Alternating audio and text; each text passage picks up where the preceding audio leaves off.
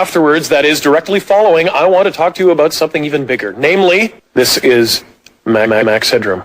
And what you're about to witness is one of the most sinister-sounding intros to a trailer to one of the greatest epics ever produced in the history of television.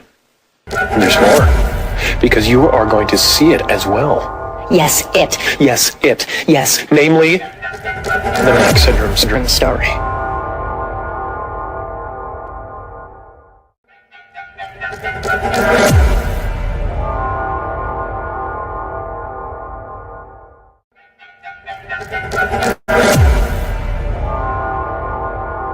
Good evening, I'm Dan Rather, and tonight on CBS News.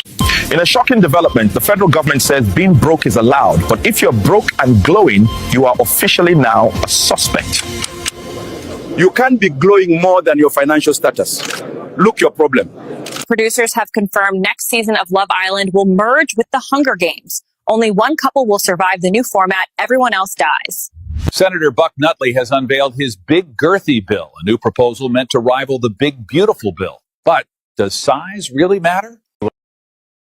Good evening. This is White Liberal News. You can't spell liberal without liar. We know it's difficult to maintain an army of nitwits without setting off all of the lunatics. For more, we go to our favorite professor with Lindsay. Thanks, Karen. I'm at the university to get talking points from Professor 𝐶𝐒. And also my hair is like multicolored now. But the professor isn't here. He's still totally missing. Well, I thought that's the story we were doing. You thought it was. And Professor 𝐶𝐒 isn't around. This seems like men letting us down as usual. Last time I saw him, we talked about some feminist stuff. Then he invited me to his house for the next interview. I told my brothers, who were very excited to meet him, and they're usually uninterested in my work at White Liberal News. And I get it because they're straight white men and they're Christian, but sometimes I don't get it because, like, I don't even hate my dad like others at White Liberal News tell me I should. Well, as a liberal woman, even though the task isn't complete, we will reward you anyway because equity. The robber made off with 8 packs of Newports and $300. The gas station cashier is morally superior and refused to give a description of the suspect. To remind our viewers how much they should hate their own country, we go to a foreign-born politician. They're on to us. We need to leave now. Everyone, grab what you can. We apologize. This may not be a good time, but are you able to push some of the messaging or... Karen, I really cannot talk right now. I just want to reiterate that my country is much better than the USA. I hate it here. Well, thanks for your time. We can hopefully arrange another time for you to bash the country that gave you opportunities people born here don't even have. We need to go now. Almost done.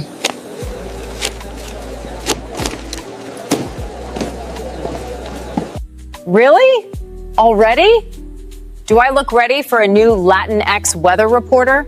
Well, President Trump announcing 2 new luxury visa programs, a gold card and a platinum card. The gold card will cost $1 million for individuals and $2 million for companies. It will allow foreign nationals to get U.S. residency, quote, in record time. And the $2 million corporate card is transferable from one employee to another. Now, the platinum card is going to cost $5 million and will allow foreign nationals to spend 270 days in the U.S. without paying taxes on their overseas income. Now, currently, of course, we all know that U.S. citizens and residents have to pay taxes on their U.S. and their foreign income. Foreigners who are here for more than 183 days during a 3-year period that uses a special IRS formula, they too are currently subject to tax on overseas income. The platinum card, however, will extend that time period to about 9 months. Commerce Secretary Howard Lutnick saying that the new $100,000 H-1B fee, gold card, platinum card, all expected to generate $100 billion in revenue. That's going to be used to lower taxes and pay down debt. Now, the gold card will replace the EB-1 and EB-2 programs. We have yet to hear, initially they said this would replace the EB-5 program, which is very popular and costs $1 million and requires you to create at least 10 jobs. But if people can pay the same amount and not have a job requirement, which is what the gold card is, that will be a lot more attractive. The shocking trend of Labubu violation continues as more and more people are finding their dolls' holes stretched wide open and reeking of shame. If you thought Bigfoot was bad, wait till you meet his gooey cousin. A kumsquatch was just spotted in Dongwood National Forest. Did you know IKEA has released a home glory hole kit called the 𝐔𝐽𝐻𝐿? It includes pre-drilled panels, mounting brackets, and a stain-proof finish. We begin with breaking news out of Massachusetts, where residents are reeling from what scientists are calling a 𝐶𝐿 impact. Officials are asking everyone to stay indoors and to wear N95 masks in case of 𝐶𝐿 aerolization. President Trump kicking off another busy week. He calls his reflection fake news. He tried to pardon himself from Monopoly jail. He once tried to buy the moon. Great real estate, nobody lives there. He autographs subpoenas before reading them. He holds rallies in front of mirrors so the crowd is always double tremendous. His hair has its own non-disclosure agreement. He insists, if I was on Mount Rushmore, it would be called Trumpmore. So many people are saying this. His skin tone was invented in a Doritos lab. So, Keisha, what's a high-value man to you? A man that gave me 10 kids, 3 evictions, $10 on Cash App, and still pull up in a Nissan Altima that sound like it got... Good evening, I'm Tom Tucker with some breaking news. A local kidnapping has rocked Quahog tonight. Rocked Quahog? Really? The whole town is rocked? The family, maybe, is rocked, but the whole... All right, well, in any event, we now go live to Asian reporter Tricia Takanawa. Let's see how much she's rocked by all this. Tricia?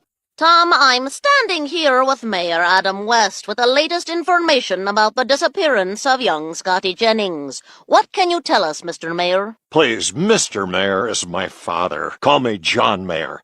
Your body is a wonderland, by the way. What is the city doing to help rescue the missing boy? Well, we're looking for this child using all the latest technology, including the newest, most advanced multimedia milk cartons.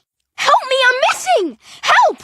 Why are you still eating breakfast? I'm kidnapped! Why are you turning me the other way? I'm still here! Donald Trump is here tonight.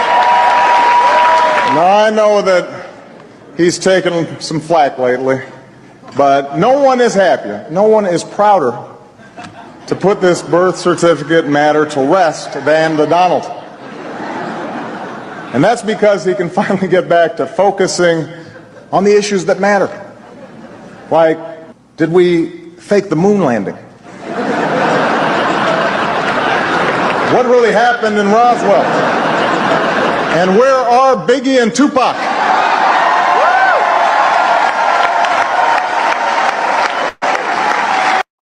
I didn't know they were here already, but you think I would have chosen this outfit. Welcome back to White Liberal News. We won't suddenly claim we're not left because we are not giant like Miss Now. We know most of our audience has no true interaction with Latinx on a regular basis. Otherwise, you would have never said Latinx. Thanks to our Mexican correspondents, we have a plethora of options for our new weather reporter, so we will need audience feedback. Keep in mind, no reporter is illegal. The winner will allow our viewers to have diversity vicariously. The losers can pick crops, as the Democrat Party reminds us. Too much? What's too much? What's too much? That dig at Miss Now? You see what they're doing, right? Okay, fine. I'll take it off. But I'm not going to tone down anything else. They need to know I'm the HBIC.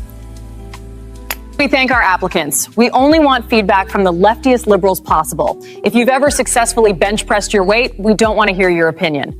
Join us next time when we interview cultures that had thousands of years of a head start, but got colonized by total noobs. Welcome to the Black News Network. I'm your host, OG Dimebag Slime. Tonight's story, a gender reveal turns violent when local bloods open fire on the party after blue confetti is released. Chaos erupted at the Glockton's backyard gender reveal when the cannon popped blue, indicating a baby boy. The husband's side of the family, all bloods, immediately sprung into action by lighting that bitch up. During the scuffle, some of the confetti floated into a neighboring yard, causing additional shots to be popped off in that direction. Fortunately, no Henny was spilled during the ordeal. One of trying to make it to work without yelling at a pedestrian. Pray for me, y'all. Still alive, still unemployed, but baby, I look G-O-D doing it. Oh my God, I'm not even late, I'm just dramatic. Y'all know I will risk it all for a good melon.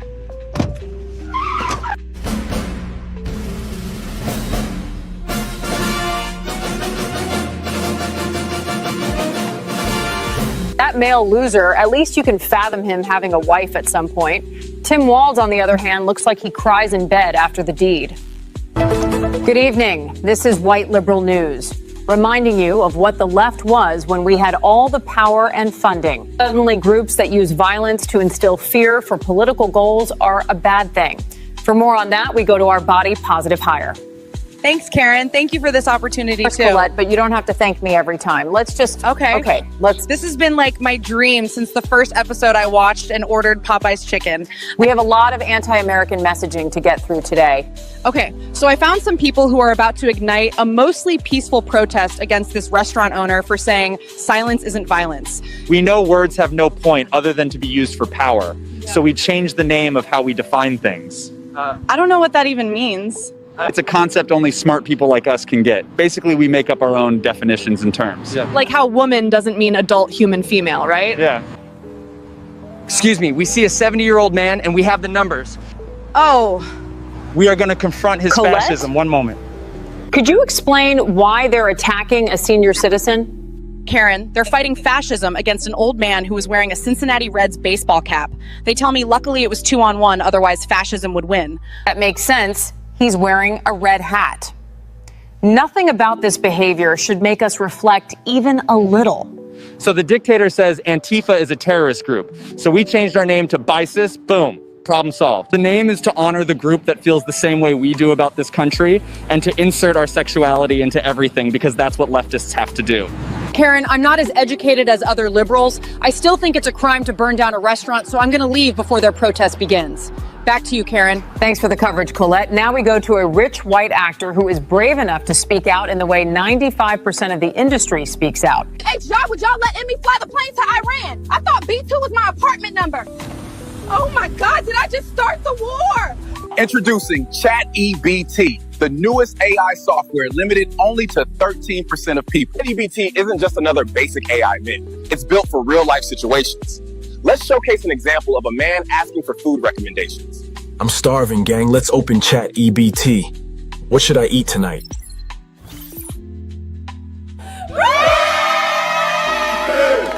ChatEBT is fully aligned with real-time data, giving you the most accurate, up-to-date definitions anywhere. Define child support. Unless you ask it to define child support. But ChatEBT isn't just about words or recommendations now. It helps with your everyday tasks and repairs, giving you the best solutions in real time. Here's an example. Dude, this thing is so annoying, man. ChatEBT, how do I fix this? You don't, man. Thank you all for your time today. We're excited for you to experience the future with ChatEBT. We'll see you soon.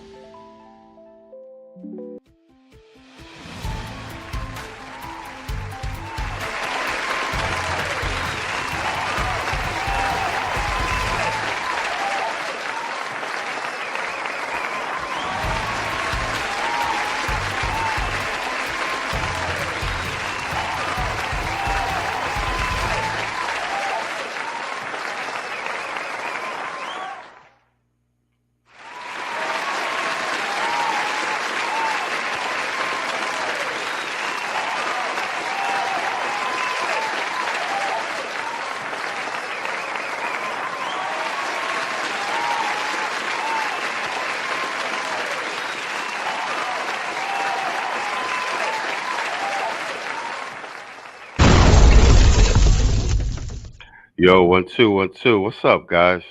I got a new headset. Yo, what up? Quiet Storm, we in here. Yo, put a one in the chat if you can hear me, man. I got a new headset. My old trusty and faithful died on me the other day. Actually, it died on me yesterday, um, we started producing for the Sunday show. I've been running around with that joint for a year. It's been it's been traveling with me from country to country. It finally died on its last leg. All right, bet. All right, we in here. Um, I don't know. I'm ready to do some news, man. I'm ready to do some news. We got a lot going on. So actually, a couple stories I'm actually pretty excited to cover, and we got some. We got fresh. By the numbers. I had a by the numbers segment lined up, but it looks like Mark just dropped something 15 minutes before I went on. So we're actually going to do Mark's numbers because it's his new data set regarding the shutdown and Trump's numbers soaring in spite of the shutdown. So I want to see what the numbers say regarding that. But let's get down to it. We know Trump stopping wars and a whole bunch of other stuff. So let's get caught up with everything. We're going to start with my man Jesse Waters, and then we're going to pivot into some lefties losing it because that is always entertainment. Signed, sealed, and delivered.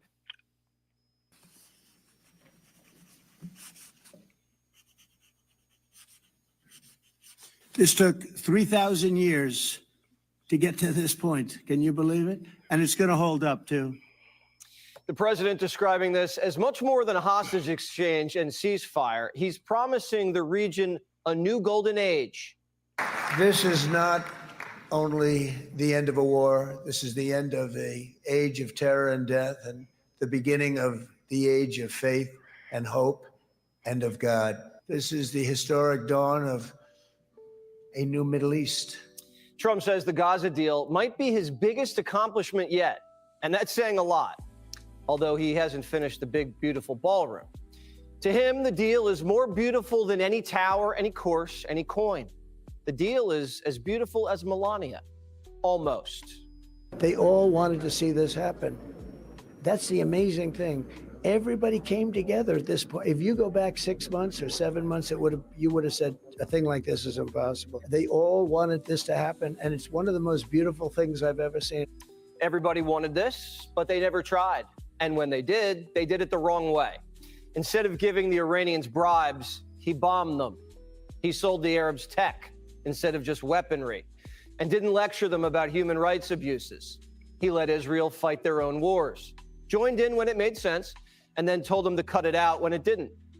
Trump discovered that the Palestinian statehood wasn't a goal. It was just a stumbling block. Joe Biden, in a weird way, did bring the Jews and Muslims together. They both hated him. President Trump, the Jews and the Muslims, respected. And now families are being reunited for the first. Spot on. Spot on. I've been saying this from day one. Art of the Deal is a real thing. I used to walk around with that book under my arm in university. Anybody who's read Art of the Deal, anybody's been following Trump since the 90s. Like, this isn't surprising. And if you read Art of the Deal, everything he's doing is everything that he says in Art of the Deal. He's negotiating from strength. He's figured out what each side wants. He makes deals that are mutually beneficial.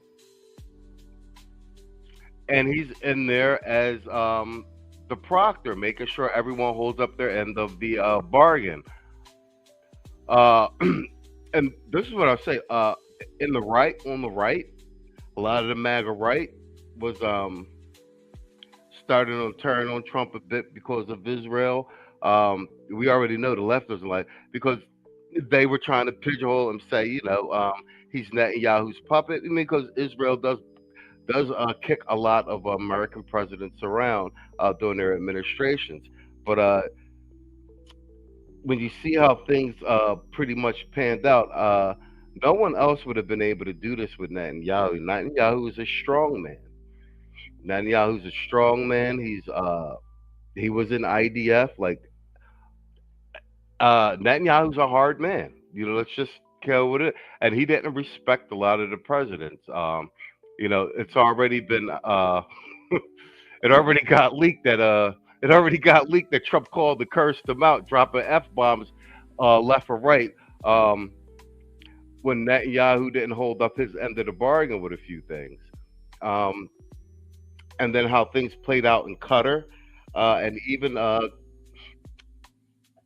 Israel's initial foray into pretty much going full tilt on Hamas. Even before that, he was already telling Hamas, like, hey, these are some terms, man. Like, you guys come to the table, or I'm let Netanyahu do what he's going to do. He didn't commit any U.S. troops on the ground. I mean, I think this was played masterfully. Lord of Brooklyn, what up, Playboy? Yo, what up, Byron?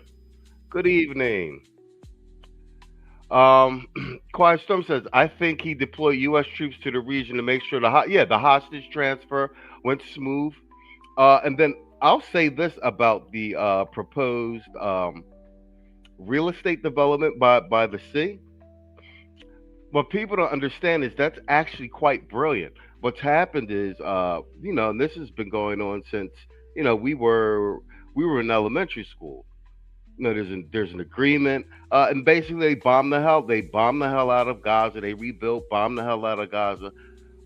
And as we know, economic prosperity and peace is often centered around commerce. So basically, Trump is proposing, and we'll see how it all plays out. And like I said, this isn't some Halliburton deal like with Iraq, where Halliburton gets to go in this isn't that. This is they're going to build something down there where everyone has vested interest in it. There's commerce and there's finance split between whatever Palestinian Authority is down there, because it'll be a real estate deal, and everyone will be equal partners. That is incentive to deter the violence. And here's the one thing with Hamas. Forcing them to disarm completely, pretty much like what we did with Japan after World War II, after we bombed Hiroshima and Nagasaki. We want to fully disarm Hamas and Hezbollah because they were entrenched amongst the people. They weren't really a standing army; they were a militia, and that's why you could never get to them. I think it's actually quite brilliant. We'll see how it plays out. But this is an example of Trump thinking outside of the box. This is why. Listen, man, you can say what you want, and we'll probably get to this. And the Nobel Association snubbed them, and Trump still wins because the person that gave the Nobel Prize who called Trump and was like, "Hey, I want to give it to you. You deserve this more than me. You can't make this shit up." Salute Kwame, Irvin Reed in the building. International Quiet Storm said they are going to bring U.S. companies there to rebuild, and if whatever side attacks during the rebuild, we will feel the full force of the U.S. military. Exactly. Trump's positioned Gaza to be in a position where it's going to receive economic aid and investment from countries all over the world. Even with this peace agreement, Saudi Arabia is involved, Qatar is involved, Egypt's involved. It's brilliant deal making at its finest. And Trump's able to do this, like I said, because he's not a politician. He's not even a State Department diplomat. He's from the private sector, and he's a man who's made deals, built multi-million-dollar deals all over the world. I mean, it's serendipity at its finest, I would say. Before we finish, shout out to Mr. Willie Edward Hall, Macho, new member, man. That he dropped this at 10:36 p.m. before we even went on. Joined the channel as a channel member. Appreciate you, bro. Let's give you a drop, man. Let's give you a goddamn drop. Denzel, before you leave, can you hit us off with that King Kong line? King Kong, I'm putting cases on all you. Can you curse on it? You can't curse on it, can you? No, you can't. I'm putting cases. You'll be playing basketball in Pelican Bay when I get shoe program, nigga. 23-hour lockdown. You think you can do this to me? Shaq, you think you can do this to me? Am I the meanest? Sure enough. Am I the prettiest? Sure enough. Am I the baddest mofo low down around this time? Sure enough. Well, who am I? Sure enough. Who am I? Sure enough. I can't hear you. Sure enough.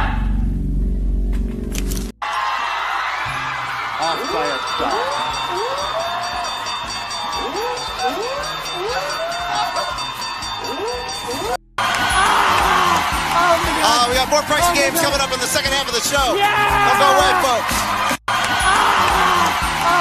We got more pricey games coming up in the second half of the show. Don't go away, folks. We got more pricey games coming up.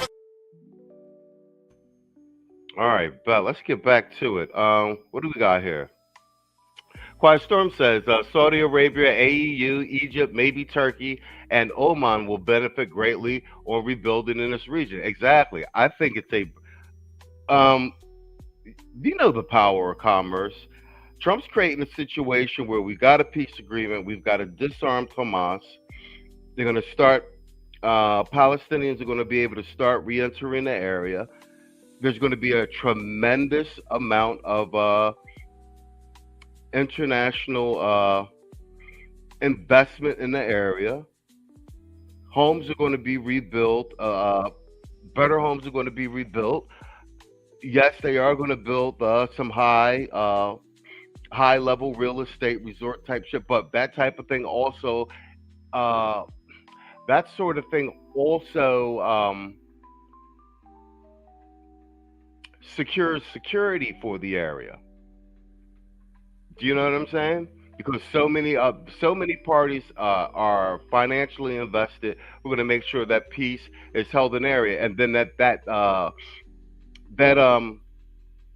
takes the ball out of Israel's hands and being like they're the only person vested in the area.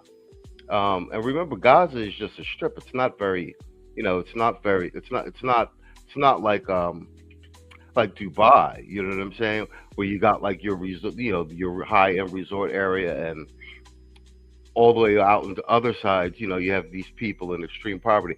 I think let's just put it this way: compared to what has been the case for the last X amount of decades, this is an upgrade, and no matter which way you look at it, that's my opinion. Let's see how it plays out. Time in 2 years.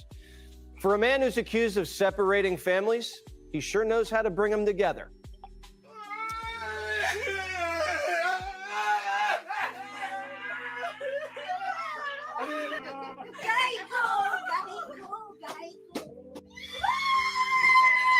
Should I say it tonight? I know tonight.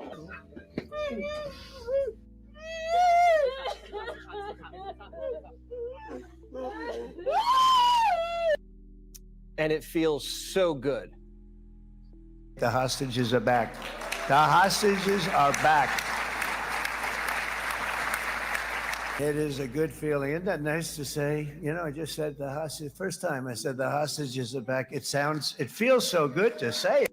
Bro, I mean, I want to say, bro, we've never seen anything like this. Like the guy hasn't even been in power for an entire year, bro. And look at all the shit he's done. It's crazy. Let's jump ahead a little bit. Got a big shout out too. Steve started this all by himself. I call him Henry Kissinger, who doesn't leak. Okay? Henry is a big leaker. He leaked.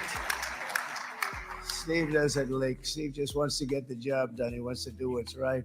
New York real estate developers did more for peace in the Middle East than what career diplomats did in decades. Hillary said Trump didn't even have the temperament to be president. Everyone thought I was going to be brutal. In fact, I remember Hillary Clinton during a debate, she said, look at him, he's going to go to war with everybody. And actually, she said, he's got a personality that's all about war. No, and my personality actually is all about stopping wars, and it seems to work. Democrats are now saying, thank God we didn't have Kamala. It pains me somewhat to admit this, but we've been saying that, bro. We were saying, can you imagine if Kamala was president with all this going on? The entire world would be on fire. yes, he's certainly been good for the Middle East and for Israel in a way that I don't think there was any reason to expect Harris to be good. Even Kamala is giving Trump credit. I don't think that we should hold in credit where it's due, and I commend the people who have been a part of this process. I'd commend the Qataris, the Egyptians, and the president. If Kamala had succeeded in putting Trump in prison, Iran would have still had nukes and Hamas would have still had hostages. The best Biden and Harris could do for Gaza was spend hundreds of millions on a pier that sank into the ocean. Even Biden's guys are now giving MAGA credit. I give credit to President Trump. I give credit to Witkoff and Kushner and Rubio.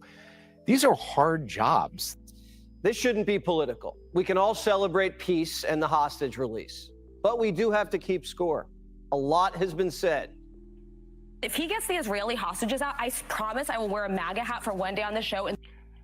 And she has not put on the MAGA hat yet.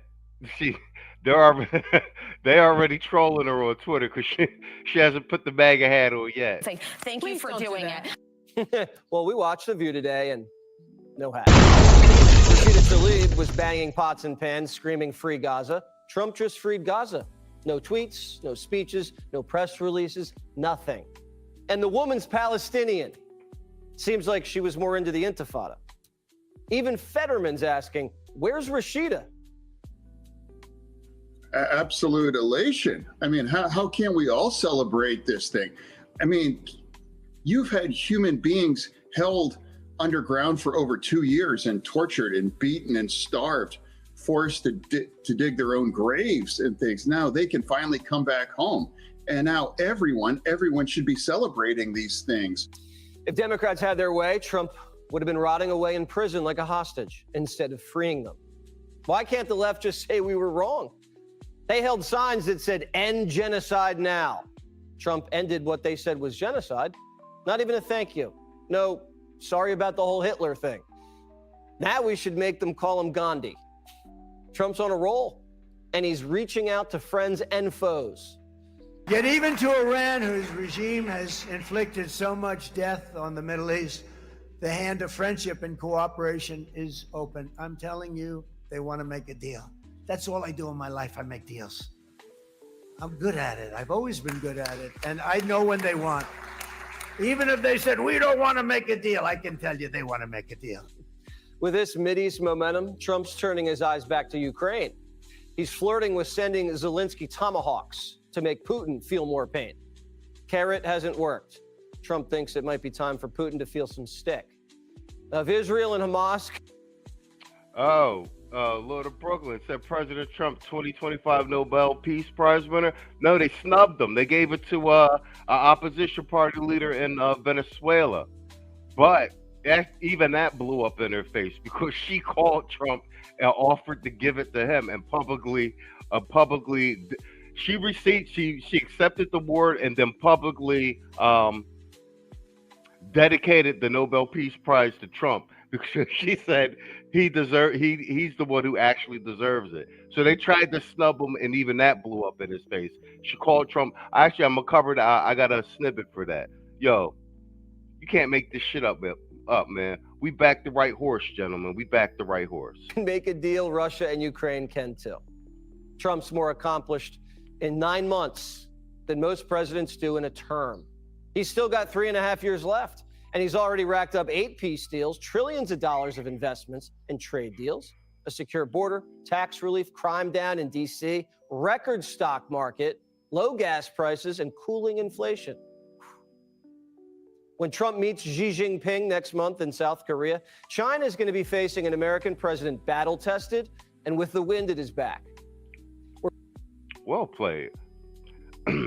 I know Jesse's with Fox and everything, and I'd be like, but Jesse be calling it down the middle, bro. He be having his clips with his receipts, and his takes be pretty much spot on, bro. Urban Reed says, take note. Those that can't even say good job on this are the same ones that are pro well said, sir. Pro Moloch, pro Backdoria, and pro Fur Funkies. For all y'all in the know.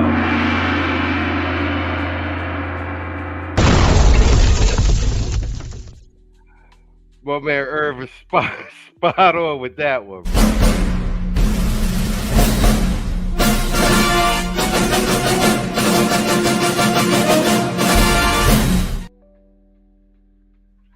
Spot on. We're witnessing a historic presidential legacy being written in real time. The only question now is, how big? Is there a dream that you're still trying to chase, or have you reached all your dreams? You're asking questions like you're a television com. I thought I was just going to come out and play around the golf with you. And that's, I want you're asking questions like I'm on television. Yeah, no, look, you become president. That's a dream, right? Yeah. Can't. I don't think you now you can, no, you dream now you want to be a great president. Yeah. Now you're president. Now your dream is to be a great president. I think you're doing a pretty good job. Want even more Fox News on YouTube? Become a Fox. All right, that was Kai Trump. That's his granddaughter. I'm about to say something. Some Kai's kind of hot.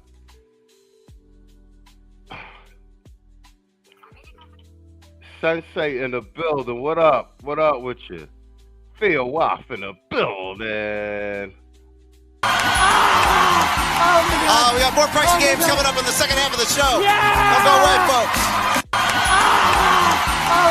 We got more pricing games coming up in the second half of the show. Don't go away, folks. We got more pricing games coming up. All right, bet. Let me see if I load up a Japanese AI news drop for you, Theo. I had it, but I had another one. I have it misplaced. All right, we in the building. All right, actually, since somebody straight up, he said libs equal CompTIA. Trump equals cloud. Yo, that's straight up, bro. You know what though? Even on that CompTIA thing, shout out to Theo for exposing that Gabe shit with the CompTIA shit, because when you really look at it, it was just, I mean, because you know he's a tether. It was really a backdoor psyop to stop FBA black men from getting to the real money. You know what I'm saying? Like for real, when you really look at it, how it all played out, and that's why when we got Theo and Gabe up on the same screen over on Tito's, Gabe ain't want to talk tech. Because you know Theo was gonna hand him his head. You know what I mean? He resorted to ad hominem. Bro, we could spot it a mile away, man. We almost never wrong with this shit over here, bro. Lord of Brooklyn brought it up, the Nobel Prize. So let's do that segment before I jump into lefties losing it. Let's do that. Let's do that.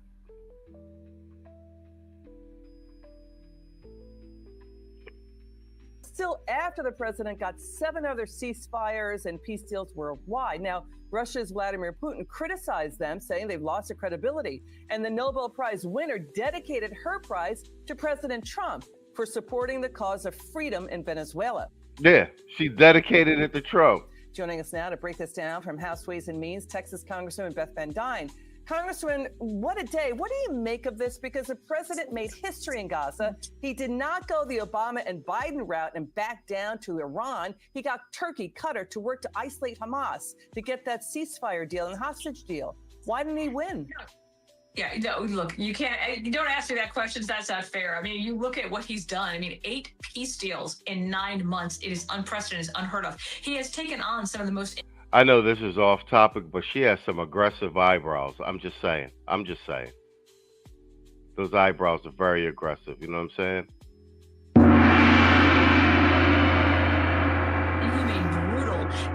fascist regimes across our planet, and he has schooled them. He has not backed down. He has had life, death threats made against him, and yet he has proceeded to move forward and get these deals done. They should, at this point in time, I think, just wrap up the whole Nobel Peace Prize, move it from Oslo, move it over to Mar-a-Lago, and let's start calling it the Donald J. Trump Peace Prize. This is a president who is serious. He is negotiating. He is telling, all of these leaders, we need peace. He means it, and he's getting it done. Well, there's a danger that the Nobel Peace Prize is getting as cheapened and uncredible. Bingo. That's what I've been saying. Trump is becoming a litmus test to all establishment organizations. He's already delegitimized the mainstream press, and that goes with mainstream news as well as newspapers. He's made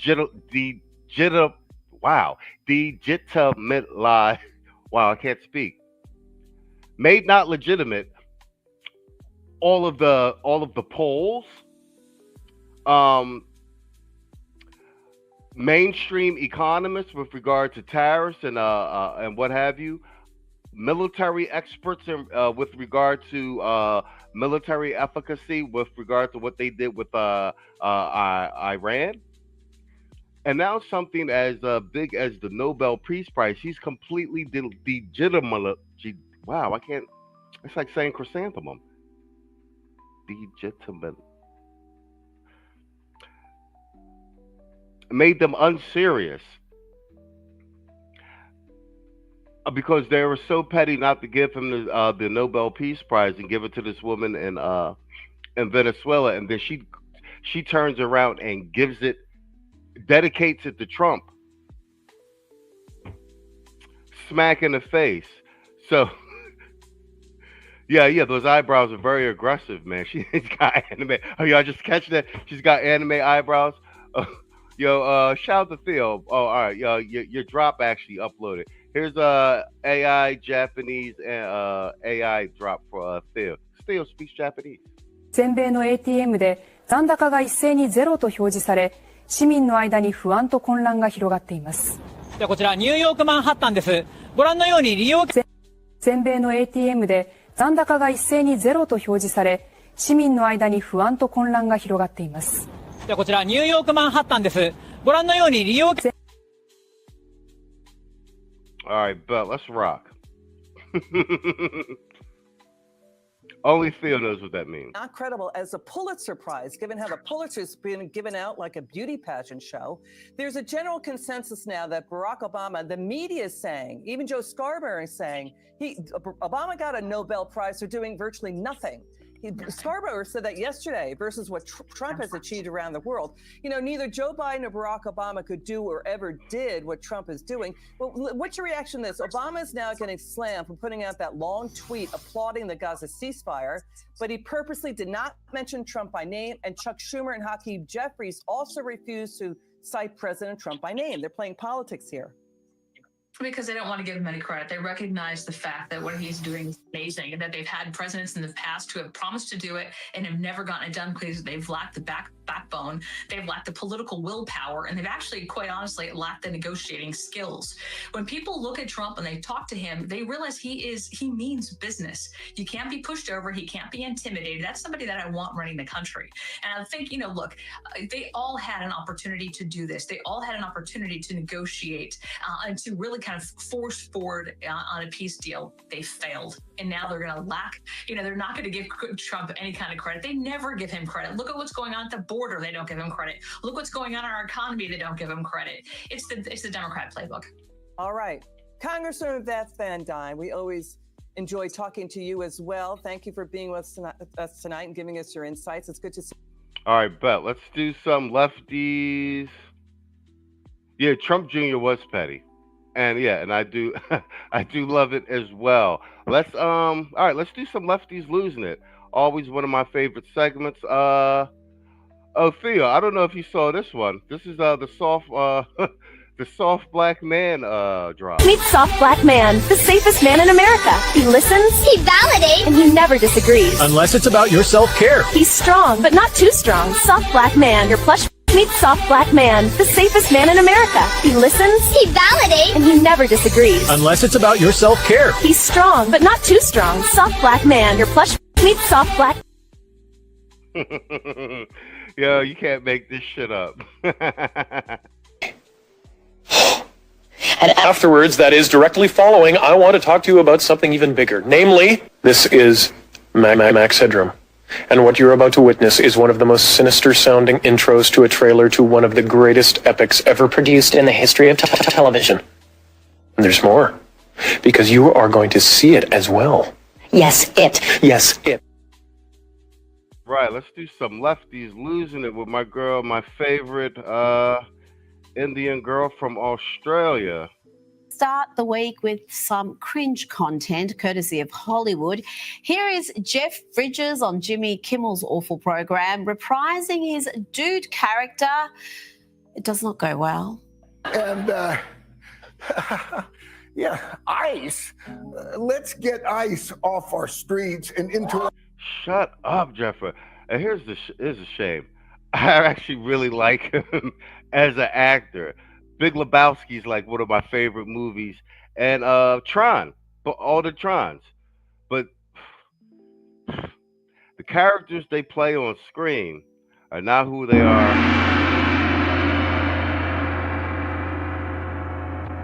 in real life. In real life, they are douchebags. Robert De Niro, another one of my favorite actors. The Trump derangement syndrome in real life, douchebag.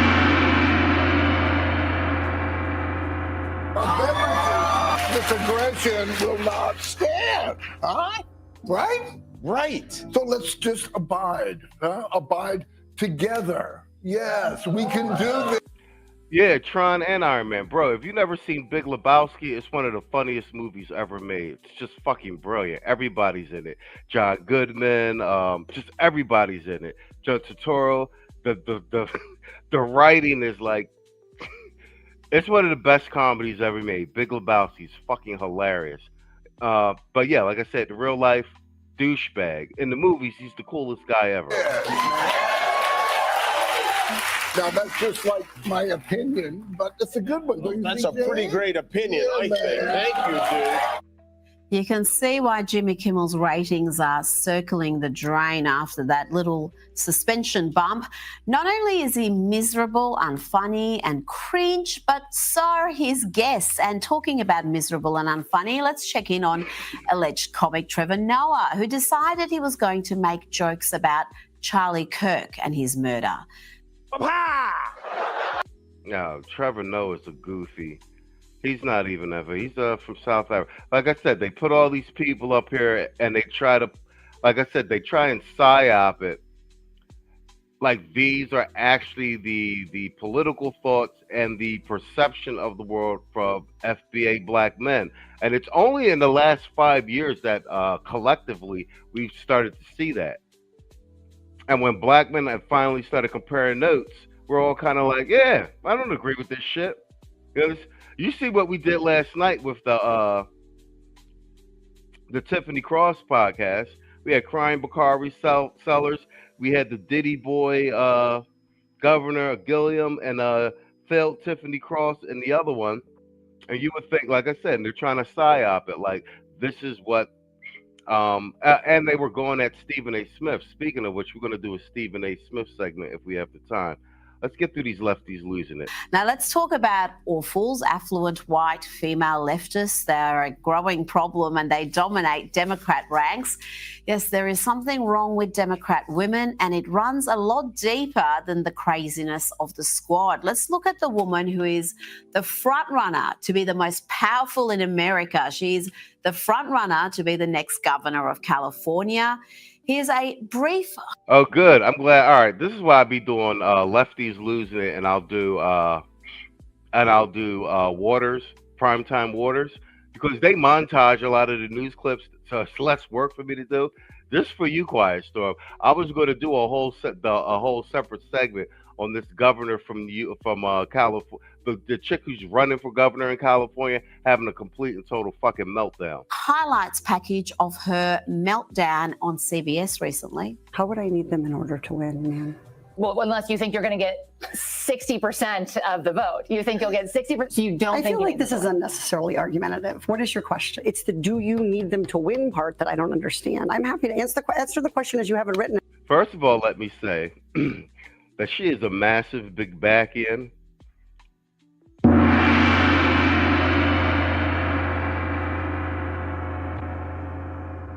I would also like to say that she's a very handsome woman.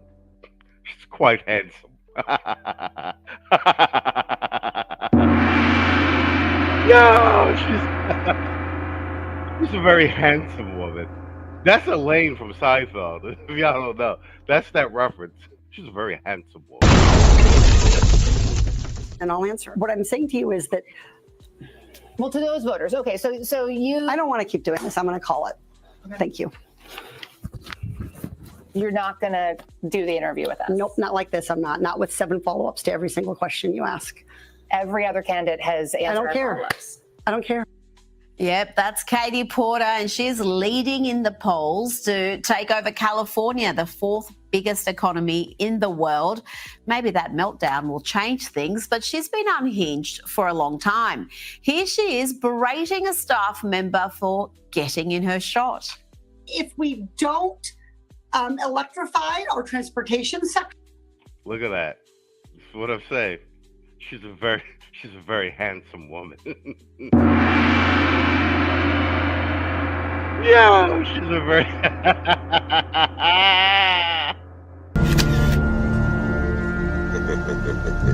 Shit. Got your ass. That we're going to lose more than 500,000 Californians dying prematurely to air pollution and other problems, and the state could lose. Get out of my shot. I wanted to tell you that that's actually incorrect. It's not that it's electric vehicles. It's that commitments under the Paris Climate Accord. Okay, it does. Okay, you also were in my shot before that. Stay out of my shot. Oh, she's such a sweetheart. Oh, damn. That handsome face. And let's hear this election night story from Katie Porter involving her young daughter. So on election night, I went to pick up my daughter from water polo practice, and she's 12, and she got in the car and she was crying. She said, Mom, Trump won. Trump's going to win. And what if I get raped and I need to have an abortion? This is from. Wow. Wow. Oh, damn. They're complete nutcases on the left. Let's be nice. Yeah. Let's be nice. We don't have to go there. I mean, you're not wrong, but you didn't have to say it. I mean, good Lord. A 12-year-old, my 12-year-old daughter. And so it was really a reminder of how scary this time is for people. Oh, Katie, you brought your family into this. That was a mistake, because we're now going to check in on what happened during your divorce proceedings. Yes, Katie's ex-husband, Matthew Hoffman, detailed that the Democrat frequently abused him and threw all sorts of things at him during their marriage. She once shattered a glass coffee pot on their kitchen counter when she felt their house wasn't clean enough. The ex-husband also said, she would not let me have a cell phone because she said, you're too effing dumb to operate it. And most incredibly, he said that Katie Porter once became so incensed by the way he was making mashed potatoes that she raised a ceramic bowl of steaming hot potatoes and dumped them on his head, burning his scalp. Damn, she gave him the Al Green treatment with some hot mashed potatoes instead of the hot grits. But if we take a look at that handsome woman, is it very hard to believe that she beats her husband? Let's be nice. Yeah. Let's be nice. We don't have to go there. I mean, you're not wrong, but you didn't have to say it. I mean, good Lord. She's the front runner to be the governor of California. Goodness me, Democrats are slow learners. And talking about slow learners, let's check in with ABC. Let's have a look at Vice President J.D. Vance absolutely demolishing George Stephanopoulos, The long-term Democrat operative turned ABC News anchor did not see this coming, and his reaction to it was to abruptly end the interview. This is certainly a lefty losing it. I don't know what tape you're referring to, George. I saw media reports that Tom Homan accepted a bribe. There's no evidence of that. And here's, George, why fewer and fewer people watch your program and why you're losing credibility. Because you're talking for now 5 minutes with the Vice President of the United States about this story regarding Tom Homan, a story that I've read about, but I don't even know the video that you're talking about. Meanwhile, low-income women can't get food because the Democrats and Chuck Schumer have shut down the government. Right now, we're trying to figure out how to pay our troops because Chuck Schumer has shut down the government. You are focused on a bogus story. You're insinuating criminal wrongdoing against a guy who has done nothing wrong instead of focusing on the fact that our country is struggling because our government's shut down. Let's talk about the real issues, George. I think the American people would benefit much more from that than from you going down some weird left-wing rabbit hole where the facts clearly show that Tom Homan didn't engage in any criminal wrongdoing. It's not a weird left-wing rabbit hole. I didn't insinuate anything. I asked you whether... Man. Motherfucking savage. Oh, damn. Yo, without fail, J.D. Vance hands these fuckers their heads, bro. I love it. Savage. Ever since Trump put him out on a stump when he picked him for vice president, he just been taking no prisoners with the press. Let's be nice. Yeah. Let's be nice. We don't have to go there. I mean, you're not wrong, but you didn't have to say it. I mean, good Lord. Yo, Vance up there looking at Stephanopoulos. His J.D. Vance's basically response to Stephanopoulos was this. Good morning. Morning to you. Why are you gay? Who says I'm gay? You are gay. Tom Homan accepted $50,000, as was heard on an audio tape recorded by the FBI in September 2024, and you did not answer the question. Thank you for your time this morning. No, George, I said that I don't. Up next, we'll be right back.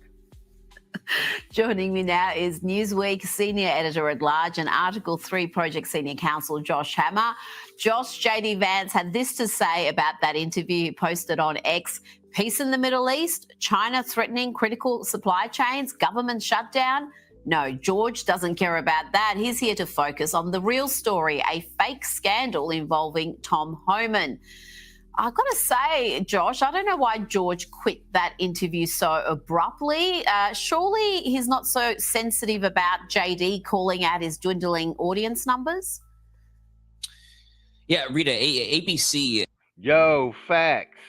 That, you know what? That's when we first. I think that's the first joint we covered on a Sunday show, because I remember everybody was like, "Oh, Vance is a bad choice," and then I remember being like, "Nah, Vance is the guy." When we covered, the Dana Bash. Storm says, "Notice Dana Bash never interviewed Vance since the election because he destroyed her, bro." That shit was savage, the Dana Bash shit. She looked like she wanted to cry after that exchange. He beat her so badly, bro. Yeah, Dana Bash is still scared. Facts. So they try to get sued again. Hell yeah. All right, let's what do I got? What time is it? Okay, we're at the 59-minute mark. What are we gonna do? We did Don't Know Bell. Let's do let's do this LEtticia segment, and I want to have enough time to cover Stephen A. Smith before we do By the Numbers. All right, so we're gonna do 2 more segments. I'm gonna load up a piece of this LEtticia James segment because they all gaslighting in the media. This case has no teeth, so I'm doubling down on that. And then we'll do the Stephen A. Smith shit, and then it's By the Numbers. Let's go. And afterwards, that is directly following, I want to talk to you about something even bigger. Namely, this is Max Headroom. And what you're about to witness is one of the most sinister-sounding intros to a trailer to one of the greatest epics ever produced in the history of television. And there's more, because you are going to see it as well. Yes, it. Yes, it. Yes, namely, the Max syndrome. Ugh, I miss 2025. Remember life before extraterrestrials took over? It was so primitive. I love everything about you. Because I'm programmed to be your perfect soulmate. To make you happy. You got his eyes right. But that's not his soul. You didn't prompt his soul. This isn't my dog. Dave Campbell, I detect your cortisol levels are higher than usual. In the mood for a digital chat to calm you down. I'm prompted to please. What the hell? One more set on this mountain. Get your headsets on. We are simulating the best workout of your life. Welcome to your afterlife trial. Please select your ideal eternity subscription. Every man walking this planet who's having a baby should have a DNA test. I don't give a damn if you married. I don't give a damn how mad your wife gonna be for asking her. It's not about her. It's about your own protection. If you're dealing with a woman who's opposed to it, it already lets you know the caliber of woman that you're dealing with. I have a son. You goddamn right I got a DNA test on mine, and we were married. Was she upset? Yes. Did she get over it? Yes. Would I ever get over the thought of me raising another man's son? No. Fuck that. I'll be damned. Oh man, I'm thinking this kid's not mine, but if I ask her for a DNA test, man, I think she's gonna be mad. Man the fuck up. Every man should have a DNA test for every single child that he has. All right, let's go. Shout out to Theo. Theo Coop, I believe, is our first channel member and our longest standing channel member. Theo been supporting us since season 1, believe it or not. And Theo Coop's channel is like 6 times bigger than ours. Theo, a real one, bro. It's Theo Coop, Do Better Podcast. But ask somebody. All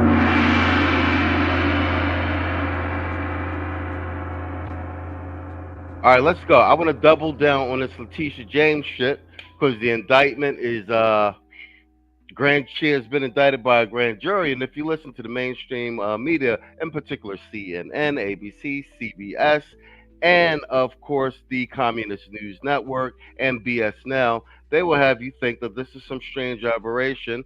And if you listen to LEtticia James' statement to the press, that this is a baseless indictment. So we are going to, as you know, this was found by an independent forensic accountant who actually referred this to the Justice Department. Justice Department wasn't even aware of LEtticia James' odd and strange lending patterns, as it were. So we're going to hear once again from the forensic accountant who actually found this and reported it to the FBI and the DOJ. All right, to further discuss, let's bring in the financial forensic accountant who led the investigation into LEtticia James's mortgage fraud. Forensic accountant Sam Antar. Sam, thank you so much for joining us. Thank you for having me on, Lee. How does it feel after all this hard work? You poured through all the documents. It took a long time. You posted this. You posted the document trail on social media. You're saying that this case is pretty cut and dry. Of course, Tish James is saying that this is weaponization of the federal government. Your thoughts? I know you said this is just the beginning. Yes, this is just the beginning. There's a lot of hard work left to do. First of all, what they did was they indicted her on her Peroni Avenue property, not the property that you put up on the screen over there. The Peroni Avenue property she purchased in 2020. When I was looking at her financial disclosures, I noticed that the property had no mortgage in 2020, 2021, and 2022. And all of a sudden, in 2000. I'm going to be honest with you. They've got the paperwork for the grand jury and everything with this indictment. With this indictment, they need to call this guy in as a witness to the jury because he'll sell it in and of itself. But like I said, I worked briefly in the fraud department at several very large banks. I won't say their names. You all probably bank with them. And there's like a ton of guys just like this. Guys and women, by the way, just like this. And they are bloodhounds, bro. They will hang you with a piece of paper. So I think they should call this guy as a witness when they do everything, and it's a done deal. 23 in the financial disclosures to New York State, two mortgages appear exceeding the value of her property by 200%. So what I did was I went backwards and I pulled up the title report. And what I found was the two mortgages she claimed on the property weren't in the property records. But the mortgage that she used to buy the property, which is the subject of the indictment, was not disclosed on our financial disclosures from 2020 when she purchased the property to 2023. Now, when I finally got the documents with the title report, I looked at the mortgage and it said it was supposed to be her secondary residence, not an investment property. Now, the feds have her tax returns. You can look at paragraph 10 or section 10 of the indictment. It says that she showed income in 2020 and that she used it as a rental property, contrary to what she said to the bank. It was going to be a second home for her. But here's where we're going to break news today. All right. In her financial disclosures to New York State, she showed income on the property in 2020. However, she did not show any income on the property in 2021, 2022, 2023, and 2024. If the feds, and if you're listening to me today, have her Schedule E for 2021 through 2024, and it shows income, she committed mail fraud on the state of New York because she did not disclose that income in her financial filings and ethics filings with New York State. So that He is spot on. Hang her with a piece of paper. He's spot on. You gotta look at them tax records too. Like I said, she may end up with additional charges. That's why you're saying this is just the beginning. So this whole narrative that the news, that even Tish James, I'm seeing Democrat leaders spinning that President Trump is the one that did this to her. Who is responsible? No. I did this to her. Oh. Bingo. She said no. No. I did this to her. It's a proud New Yorker right there, boy. That's a proud New Yorker right there. No. I did this to her. Give this man a round of applause.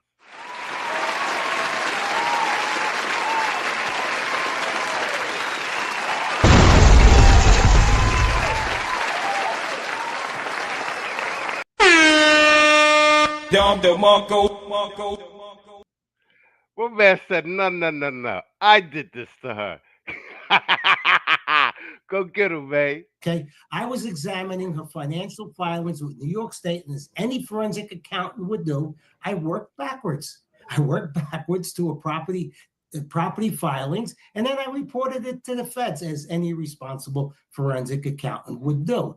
As far as I'm concerned, I hear a lot of stuff in the media. 99% of the people in the media haven't even looked at the documents on the case, don't even know the case, okay?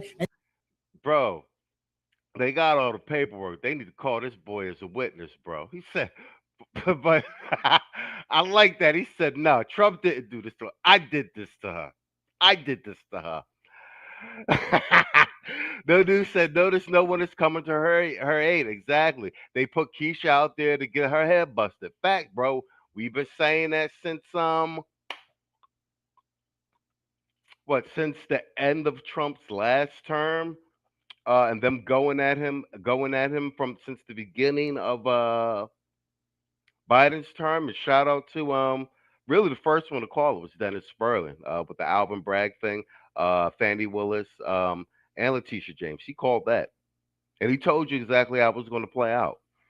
No News said, I just closed on my first house, and the amount of times they ask you about your finances, occupancy, and taxes is crazy. Exactly, because they need a proper underwrite. This is my wheelhouse. Even what he says about the certificate of occupancy, bro, she screwed so many different ways on those loans. And like I said, it's not even just that. She tried to get Trump on some defrauding the banks with some appraisal nonsense. But bear in mind, the banks get their own appraisals. That's how, you can say whatever you think the value is. The banks get their own appraisals. So a lot of what she's doing, like I said, she's defrauded on several pieces of papers, certificates of occupancy, and like I said, even more so, the actual banks who actually completed these loans for her, the actual underwriters who cleared these loans, clear to close, she screwed them as well. So those banks have non-saleable loans because they've been underwritten incorrectly because they have fraudulent documents inside the mortgage. They've got a non-saleable loan on the books, and then on top of it, the underwriter who underwrote the loan is screwed. You know, when you're an underwriter, like bad underwrites and unsaleable loans, you get a ding. You know what I'm saying? You get a dingle. You get dinged for that. Alexa, play the real Ice Lord, Twin Glocks. Facts. No news said, Quantum said, underwriters watch your finances like a hawk. Yeah, every transaction I had my realtor call me. No huge, exactly. Okay, what Storm's talking about is, so once your loan's credit approved, you got like somewhere 25, 30 days to close, 45 days to close, whatever. So basically, there are conditions on your loans, on your loan prior to closing, but basically they've credit approved you based on the financial documents, credit report, etc., that you just submitted to get credit approved. They're going to pull your credit again when it's time for you to close.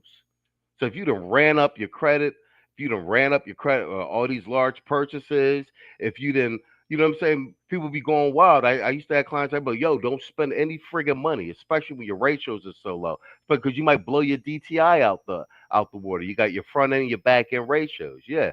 Until you close, don't spend a friggin' dime. Lock the credit cards up. You got to prove that a certain DTI at your credit score. Don't blow nothing on your credit. We need your credit score to be exactly the same. We don't need no new transactions. Don't buy nothing. Don't buy no cars. Nothing like that. Yeah, exactly. So for her to be able to do this repeatedly with properties, it implies some degree of fraud, aside from the fact that they actually have the signed freaking paperwork, powers of attorneys and everything. She's got an incorrect 1003, and by default her 1008 is incorrect. And they're just spinning, they're just winging it on the media. That's all they're doing.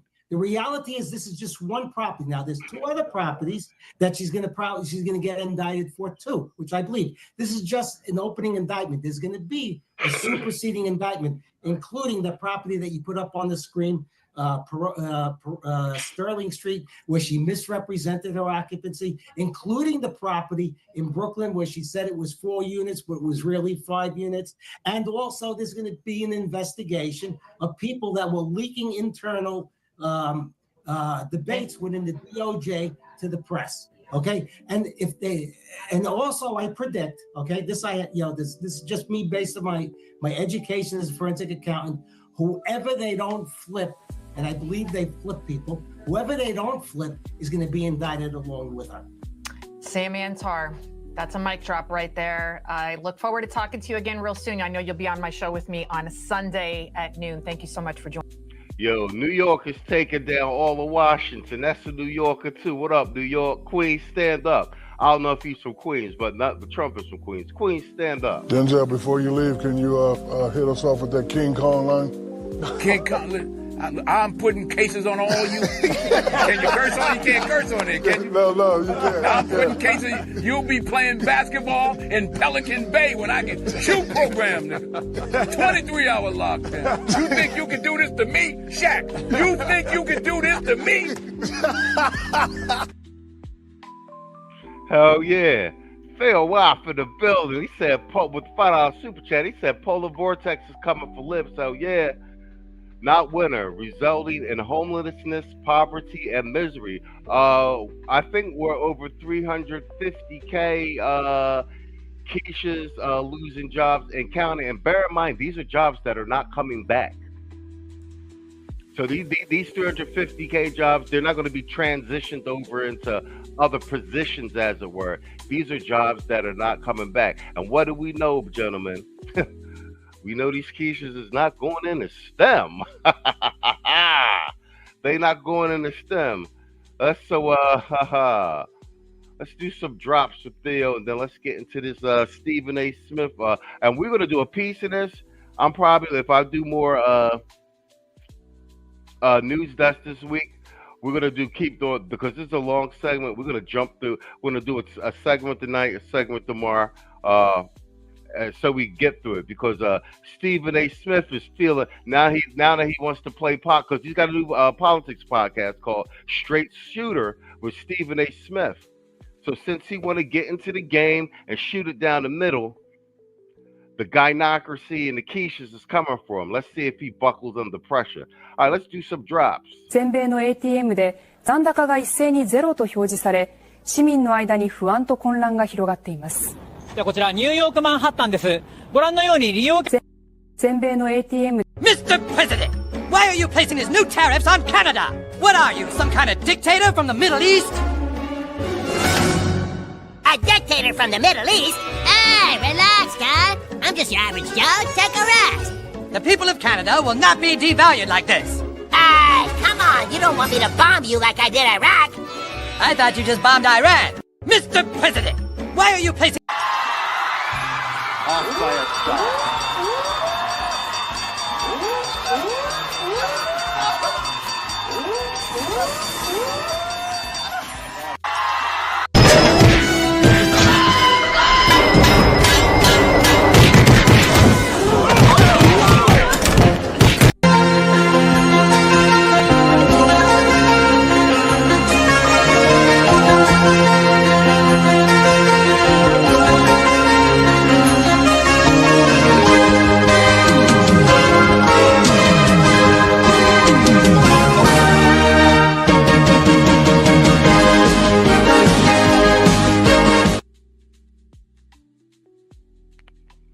All right, but let's go.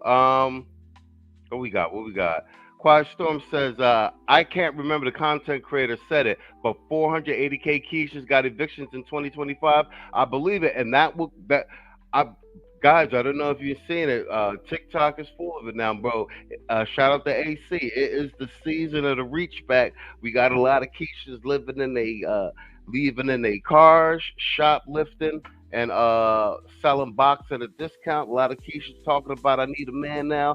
Hold the line. Do not accept the reach back. Let them starve. MC Recovery and Relapse. Shout out, bro. He said DEI, social bias, structure jobs. Facts. That's a whole fact, though. All right, guys. You know, we covered it last night. We've covered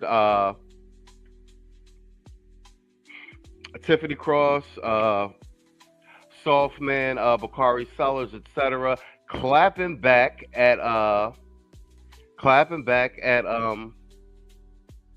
Stephen A. Smith for actually calling it down the line, making a commonsensical analysis of Jasmine Crockett's behavior with regard to Trump, her being a congresswoman, not actually passing legislation, and basically looking like a buffoon the majority of the time. It was a fair and balanced analysis, and something we've been calling for quite some time. There's a tremendous amount of shorts content on this channel about why Jasmine A. Crockett is a idiot.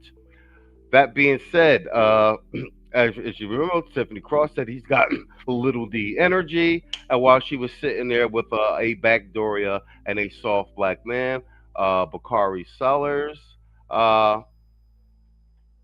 so they really went at Stephen A. Smith, and this is his rebuttal. And he gave them a 40-minute rebuttal, as I call it. People got upset at my Jasmine Crockett comments, breaking it down. So we're not going to go through it all, but we're going to play a piece. We'll play an additional piece tomorrow, etc., until we get through it all. Because I want to see how Stephen A. Smith withstands the blowback of the hyenas in the gynocracy. Quiet Storm said with the $5 super chat, he said, my phone let me super chat again. Phone let him super chat again, man. We in the building then. What? To YouTube, blocking Quiet Storm from super chatting this illustrious MTV News Night chat. Man, fuck all you hoes. Fuck you and your mammy and your granny too.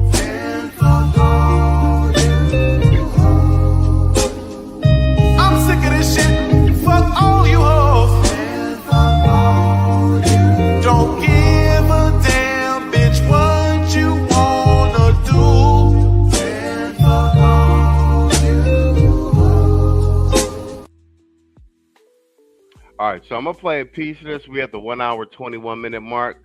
Try to maybe go through 10 minutes of this, so I have enough time left to do our by the numbers segment with Rasmussen. Oh yeah, Quiet Storm. I screenshotted that Rasmussen True Social joint you sent me. It's on the community tab. All right, let's go. And all of that stuff speaks for itself. And she has become, a big time public figure in essence, not just as a representative, but speaking out on a plethora of issues involving the current administration and the White House, et cetera, et cetera. And I made some noise last week because I had the temerity, the unmitigated gall to say this about Representative Crockett when talking about the state of our politics in the midst of a No News said that soft black man drop had me rolling. Speaking of which, you right on time. So we're gonna listen to Stephen A's response of getting clapped back at by the two Keishas, i.e. the Gynocracy, Bakari Sellers, the soft black man, and the Backdoria, disguised Sosa, disguising cosplaying a straight FBA black man, and Stephen A. Smith. We don't want you to go out like this. Meet Soft Black Man, the safest man in America. He listens, he validates, and he never disagrees. Unless it's about your self-care. He's strong, but not too strong. Soft Black Man, your plush. Meet Soft Black Man, the safest man in America. He listens, he validates, and he never disagrees. Unless it's about your self-care. He's strong, but not too strong. Soft Black Man, your plush. Don't go out like that, Stephen. Government shutdown, by the way, that has unfolded since October 1st. Take a listen to what I had to say last week, please. You Jasmine Crockett or somebody like that. Ladies, I respect. Intelligent women, no doubt. But how a Jasmine Crockett chooses to express herself, I'm like, is that going to help your district in Texas? Aren't you there to find a way to get stuff done as opposed to just being an impediment to what Trump wants? How much work goes into that? I'm just going to go off about Trump, cuss him out every chance I get, say the most derogatory, incendiary things imaginable, and that's my day's work. That ain't work. Are we right there before we go any further? I'm just saying. He's spot on.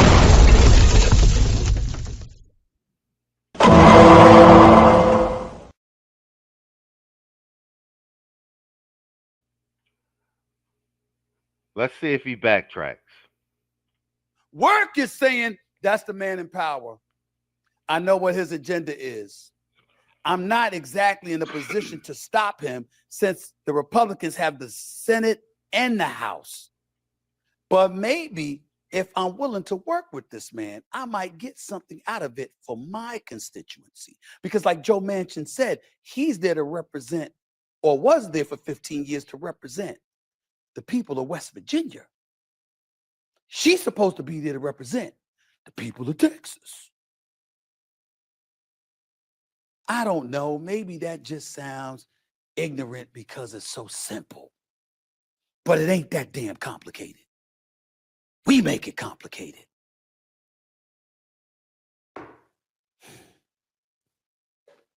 Damn, it's frustrating. It really can be. And all the verbiage and all the nonsense that I've heard over the last few days is why it can get exhausting. Because nothing frustrates me more than when people have the truth at their disposal and they choose, maybe not lie, maybe not even embellish, but allow their emotions to usurp facts, and all of a sudden want to use that as an excuse to label me as being something and doing something I'm neither not nor have I done, which in this case is disrespecting Representative Crockett out of Texas, who, by the way, has had an invite to this show for weeks, by the way. Let me say this right now. If Stephen A. Smith sticks to being Stephen A. Smith, I know he's a fence sitter. He was back in the Kamala thing. He looked like a goofy. the whole thing. I will say this. If he doubles down,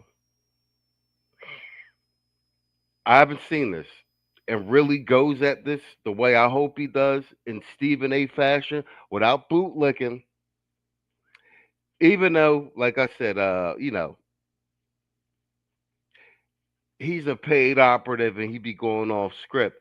He still could end up being a good if he plays it down the middle fairly consistent. Let's say 75% of the time, he still could be a good tool with chipping away at this Democratic plantation rhetoric and propaganda. Let's see how he plays it. Governors Josh Shapiro and Spencer Cox came on this show. Senator Lindsey Graham came on this show. Joe Manchin, now retired, came on this show. Bill O'Reilly, Bill Maher came on this show. Okay?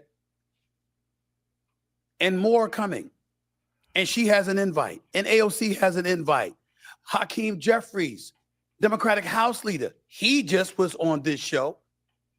I've invited Jasmine Crockett. I have nothing but respect for her. I just disagree on what she's making headlines for because I think it's counterproductive to the ultimate goal. But yet, here we are, and the word disrespect comes in, and people try to engage with words, like disrespect and implying misogyny and all of this other nonsense. Stop it. Stop it. Can we be grown-ups? You know what? Steven don't know it yet, but he's doing some good work for because he's indirectly attacking the Keisha sign language and the shaman language. He don't know because he ain't down in the space like this. But the pieces are being moved on the board. Let's fucking go. And deal with what the real issue is involving what I said? Willie D. Roland Martin. Shots fired. Let's go. Yo, this might turn out to be quite a coup for us. Because,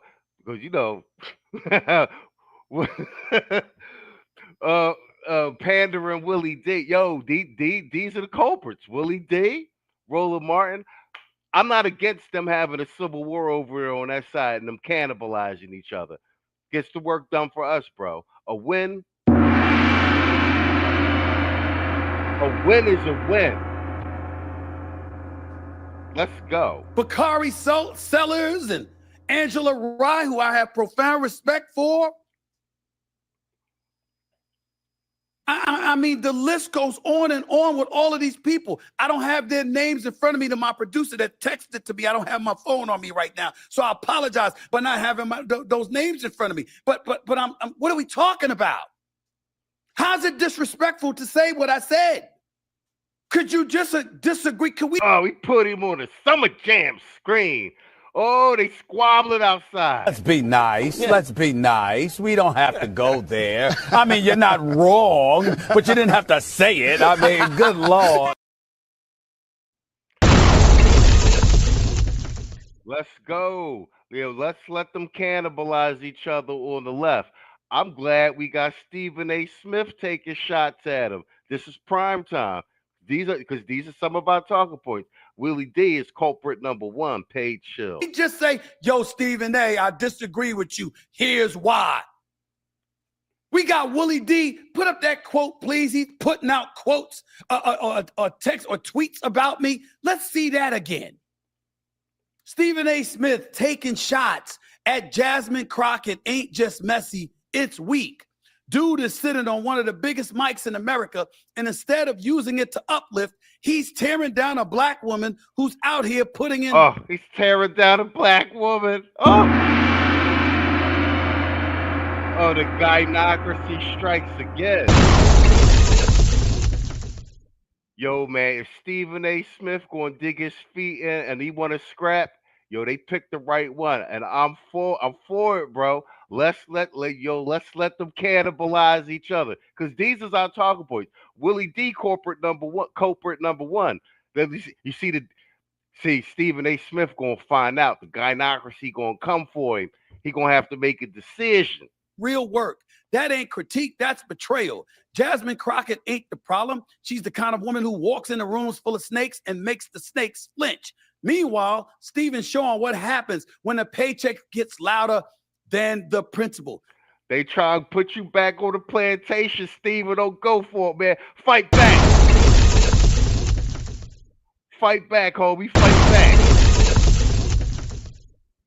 That's sucker shit. Straight up. End quote. Wow, Willie D. You sure are uplifting. I mean, I got to be touched. That was inspirational. Really, that really, really was. That was inspirational. Yo, I'm telling you, bro.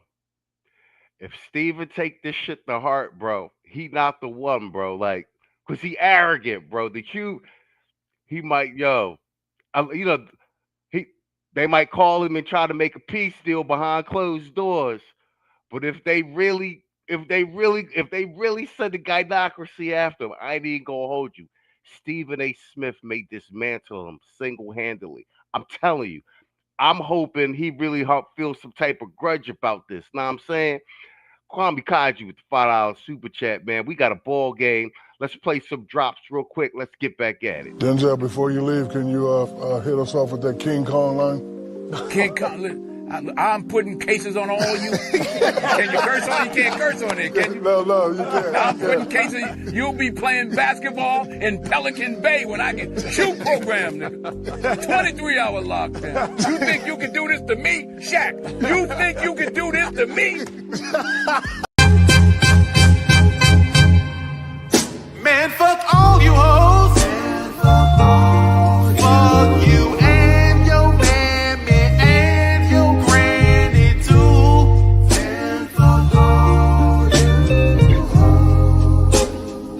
I'm sick of this shit. Fuck all you hoes. Don't give a damn, bitch, what you wanna do.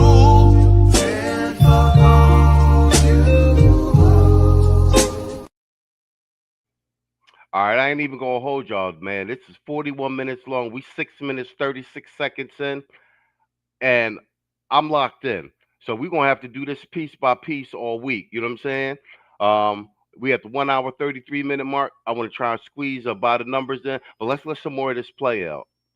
I'm doing sucker shit. That's what you call inspirational? That's what you call uplifting? Really? Now, I haven't heard everything that Roland Martin said, 𝐷𝐿 had to say, and all the other names that I mentioned, but I'm sure it's along the same lines. Nothing but respect. First of all, I'm going to be very, very careful about anything that I say about Roland Martin because he's a friend. I'm going to be careful about anything that I say about 𝐷𝐿 because I have respect for that man. We've spoken a few months ago. I got nothing but love for him. I am concerned about him not making people laugh and smile as much anymore as he used to because he's more of an activist now than a comedian, but that's a choice and that's his right. Oh, shots fired.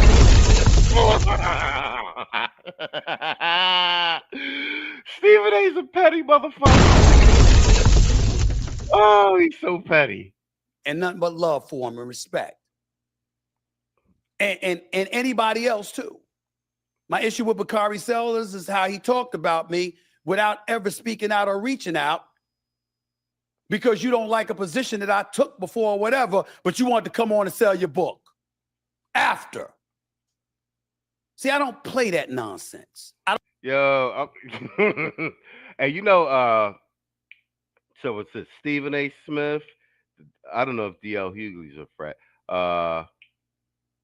Roland Martin, they're all Divine Nine. The call came down from the DNC, and they all was like, "Yo, get your boy in line and whatnot." The problem is Stephen A. been hanging out with Hannity too long, and him and Hannity is good friends. You know, he'd be having a debate with Hannity, and I think he just he said it. He got tired of looking stupid. Hannity making him look stupid. We even actually covered a couple of them. Like I said, Stephen A. Smith ain't a dummy. He knows what's going on.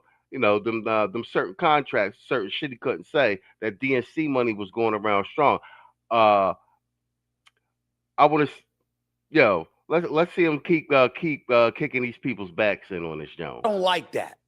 Disagree with what I said. Say why without all the other nonsense. Got nothing but respect. Willie D got over 1 million subscribers. Man, props to you. Doing your thing. Wishing you nothing but the best. Not getting into all that nonsense. But let's deal with what I was saying, please. Can we do that? Can we be real? So let's take it. Let's take it back. Let's look at the resume of Jasmine Crockett, 30th Congressional District. By the way, the two senators that represent Texas is Senator John Cornyn and Ted Cruz, both Republicans. I'm so surprised. I'm so surprised. Okay. So you got them in Texas and they're doing their thing, right? What are we talking about here in terms of Jasmine Crockett's district? 750,000 North Texans. Texas's 30th Congressional District, vibrant community in the heart of Dallas-Fort Worth Metroplex. That's the area she represents as a congressional representative. Earned her BA in Business Administration from Rhodes College and a JD from the University of Houston. She's licensed to practice law in Texas, Arkansas, and the federal courts. So this is an accomplished, well-educated woman.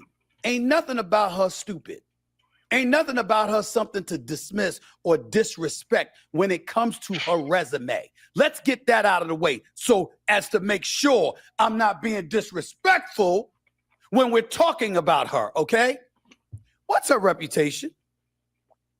Crockett's performance in the House, according to research, and her success in delivering wins for her district is quote unquote mixed. She's active, ambitious, and visible, exceptional when it comes to fundraising. But many of her major efforts are still works in progress, bills stuck in committees, introduced but have stalled, etc., according to Congress.gov. I'm just reading.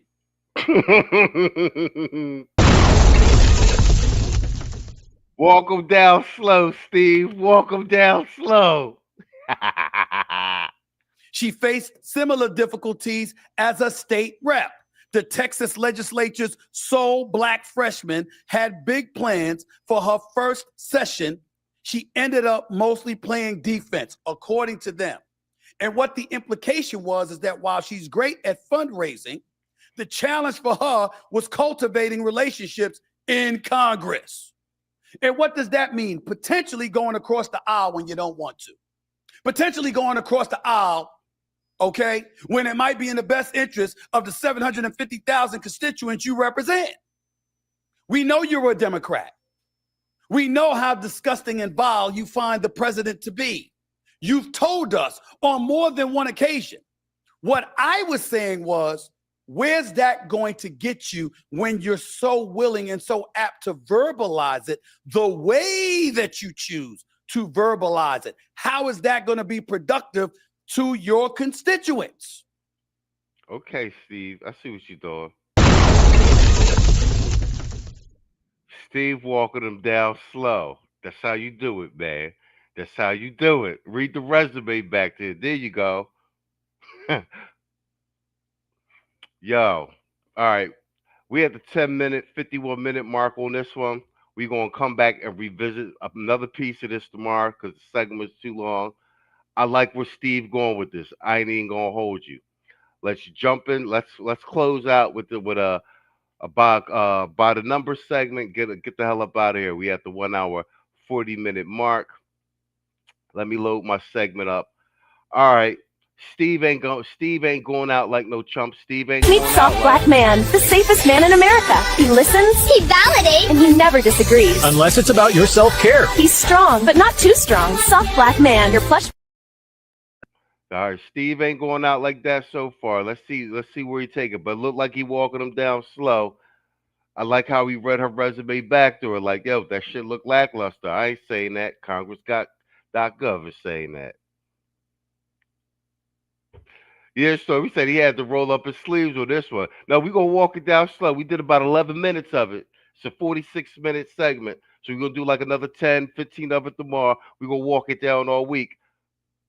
This is a good one. He boxing their ears with this one. All right, let's load up this by the number segment. Let's get the hell up out of here.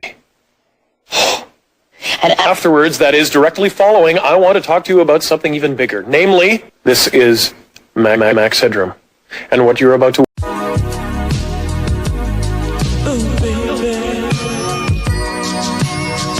Yeah. Grown up shit. Kids not allowed in the living room type shit.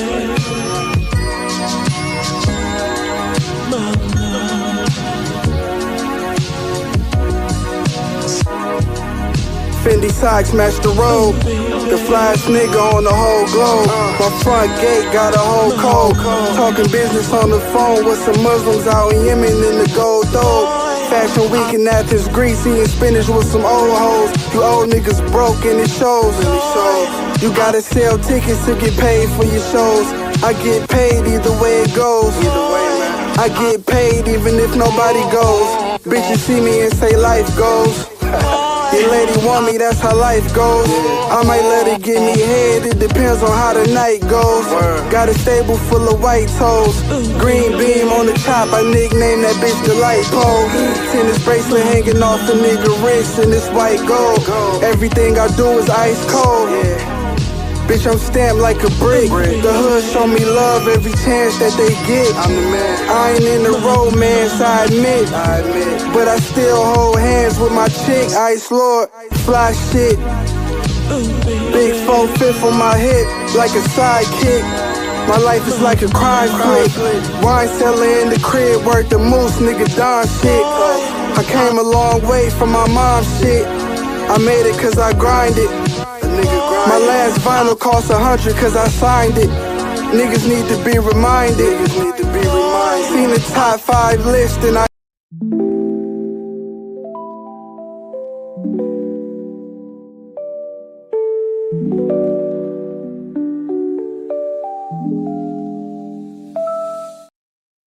All right, let's go. This one is a shutdown blows up in Democrats' faces as Trump's numbers soar, and this is from an hour ago. Mark put this up right before I went on. So let's look at these. Let's go through some numbers. Let's go. Shutdowns, and tomorrow is really important because it marks the 2-week anniversary of the shutdown, and maybe this one will be the biggest in the history of the U.S. government. And hang on till the end because seriously, if you're looking for some good Trump news, there's a lot of good Trump news in here.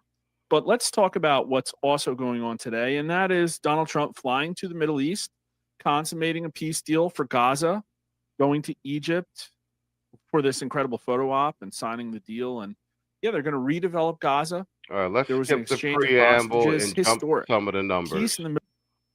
Snapshot from today. Donald Trump's not doing that bad. The approval index -7. 41% strongly disapprove. Yeah, like kind of high, but in the grand scheme of things, for the most politically vilified figure in all of modern politics, not bad. Not bad at all, because Joe Biden had like probably a -25, -30 approval index at this point 4 years ago. Total approval of Donald Trump, 51%. So a majority approves of the job that Donald Trump is doing today. Only 48% disapprove. So net +3, pretty good. He's back above water. But what's this? Right direction polling is at 44%. They fucking muted me. All right, guys. This is all right. These are Monday numbers. Monday, October 13th. This is the Rasmussen Reports daily snapshot numbers. All right, these are fresh numbers as of the 13th. Let's go. It got down to 40%. I really thought we were going to have a 3 handle because of the Charlie Kirk assassination and the way in which the FBI responded. But here we are with right direction back surging again, still going up. A lot of really big overnight numbers. Republican right direction, 70% back out of the 60s. Democrats ticking back up out of the low 20s. They're actually giving him a few points of credit because of this Middle East stuff. And 36% of independents. They're always like kind of tough on the right direction stuff. They're independent for a reason, folks. Independent approval of Donald Trump is only underwater 6 points. This is back where it was kind of in the end of January, beginning of February. It got down to negative like 20 almost because of the Epstein stuff, but it's back up. Not that bad.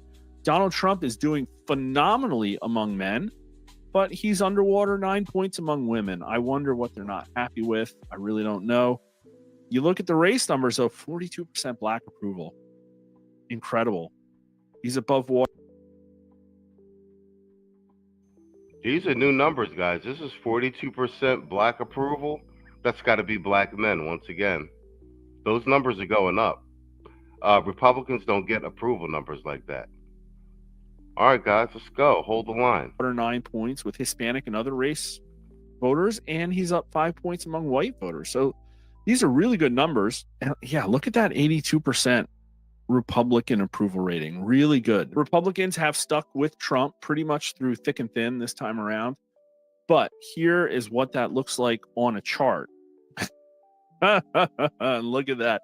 Look at that red line. Now, as it gets to the end of the red line, there's fewer and fewer data points in the 10-period moving average. And so the very final point of that bright red line is just one data point. But what it tells us is, looking back at prior presidencies, there's been nothing like this in the fall of the first year in office. He is soaring above net approval of Barack Obama in both of his terms. And look at how big a spread it is with Joe Biden. Joe Biden net approval was underwater 14 points now, when Donald Trump's above water like 3 points. They're 17 points apart. Astounding. And he's doing way better than he was during his first term as well, but obviously it was the Russian collusion hoax. So that looks really wild. I better post that on Twitter, and maybe I'll tag Barack Obama. But it's not what you'd expect to see during a shutdown that everybody thought was coming. 70% of Americans thought it was likely that, yeah, the government's going to get shut down this time, which is kind of weird because the number was in the mid-60s when we asked that the last time around, and the government avoided a shutdown. And so why were people more expectant of a shutdown this time around? I really do think this is the big one, folks. I think Americans were preparing themselves for this. I think they know there's no easy answers, and that this is some kind of standoff that just has to happen subconsciously. Everybody? No. But again, 7 out of 10 U.S. likely voters like, yeah, it's probably going to shut down. Maybe we should start asking questions about how long it's going to get shut down. Maybe we should ask questions about, like, do people want it to stay shut down? I think we'll do that next time around.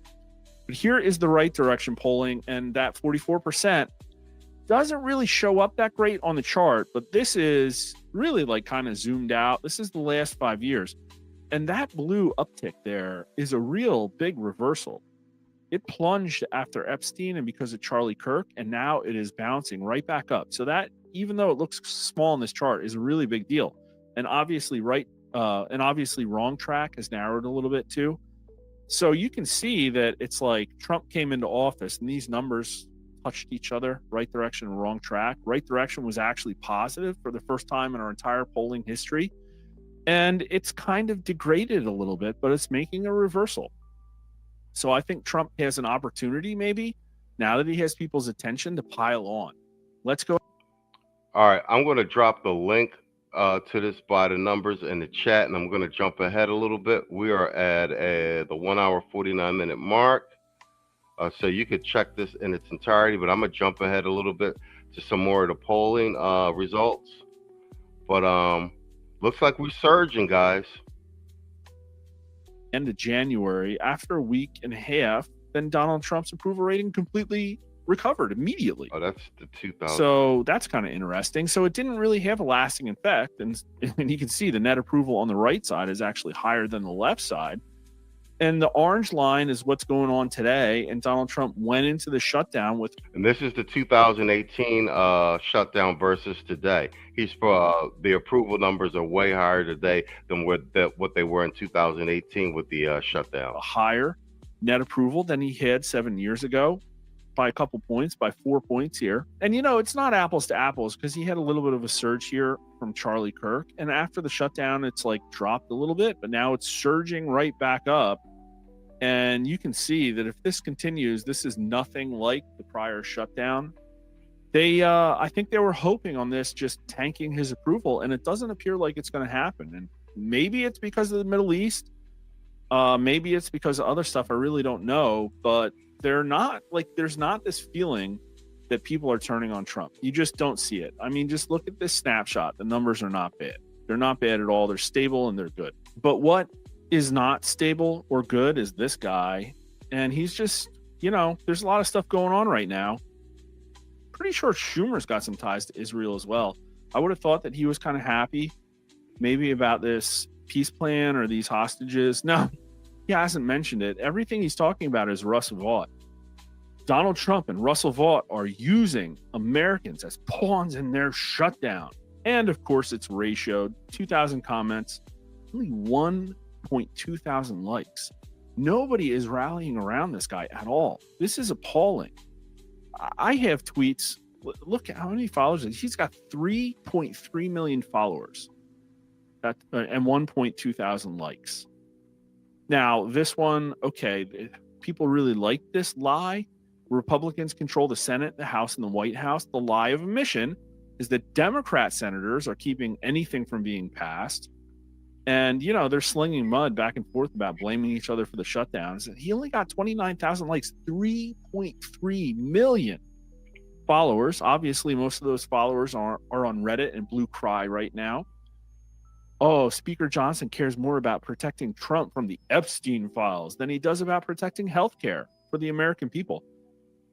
Isn't that weird? Didn't they just vote against releasing some of the Epstein stuff? I'm pretty sure the Democrats did that. Yeah, the Democrats voted against releasing the Epstein files, right? Because there are more Democrats on the flight logs than any Republicans. Once again, Clinton is on the flight logs 24 times. Oh, RIF, Russell Vought. And almost a ratio again. This isn't working for them. This is not a PR win. Almost every one of these is ratioed. Look, 4,000 to 2,000, 15,000 to 11,000. And I bet you the replies are just absolutely brutal too. What are some of the big ones? Oh, we voted for a massive reduction in workforce, just like what the OMB has started. That is correct. Government's gotten too big. People don't trust it. The establishment has stolen America's future. People just memeing on this guy mercilessly. Yeah, that's it. Voted for it. Reducing waste. This is now is the attitude on Twitter what everybody thinks in America? No, but it counts. And I really don't think the picture on Reddit, you can just tell this isn't what America is. They're not talking about this stuff. They're not talking about the Pentagon's new news agreement or whatever it is. Shift lists every question Pam Bondi ignored as she melts down. Yeah, super relevant. 35,000 likes. They're just grasping at straws. So my advice for the Republican Party is just to watch this clip. This is good, but what is best in life? The open steppe, free thoughts, falcons at your wrist, wind in your hair. Wrong! Conan, what is best in life? Crush your enemies, see them driven before you, and hear the lamentation of their women. That is good. Yeah, Mike Johnson, you've shown a lot of spirit, but let's ramp it up. Let's get aggressive. Yo. Let's get aggressive. All right, guys, we got the win at our back. First year ain't even over yet. We racking up the wins. Yeah, Conan, right? Yo, meme warfare is a real thing. Savage with it. Conan couldn't do it better. Bro, we in the building. All right, this is News Desk, guys. Thanks for coming out. Thanks for supporting the stream. Thanks for having a couple laughs. We're going to do another segment of the Stephen A. Smith tomorrow, man. Thanks for hanging out with me on the late night. This is MTV News Desk. Shout out to Quiet Storm, 𝐷𝐿𝐒, Theo Waff, No News, everybody in the building, and everybody who helps, sends me stuff, helps me put the show together, man. Couldn't do it without you. I'm going to say good night and good luck, and Lord willing, see you guys tomorrow. Meet Soft Black Man, the safest man in America. He listens, he validates, and he never disagrees. Unless it's about your self-care. He's strong, but not too strong. Soft Black Man, your plush. Meet Soft Black Man. Sorry. Hey, where's Stewie? That's tomorrow, and that is it for us today. Okay, I don't know. Whatever it is, it's not right on the teleprompter. There it is. We are going to do Sting, yeah. There's no words there. To play us out. What does that mean, to play us out? To end the show? Yeah. All right, go. In 5, 4, 3. That's tomorrow, and that is it for us today, and we'll leave you with a... I can't do it. We'll do it live. We'll do it live! Fuck it! Do it live! I'll write it, and we'll do it live! Fucking thing sucks! In 5, 4, 3. That's tomorrow, and that is it for us today. I'm Stewie Griffin. Thanks for watching. We'll leave you with Sting and a cut off his new album. Take it away.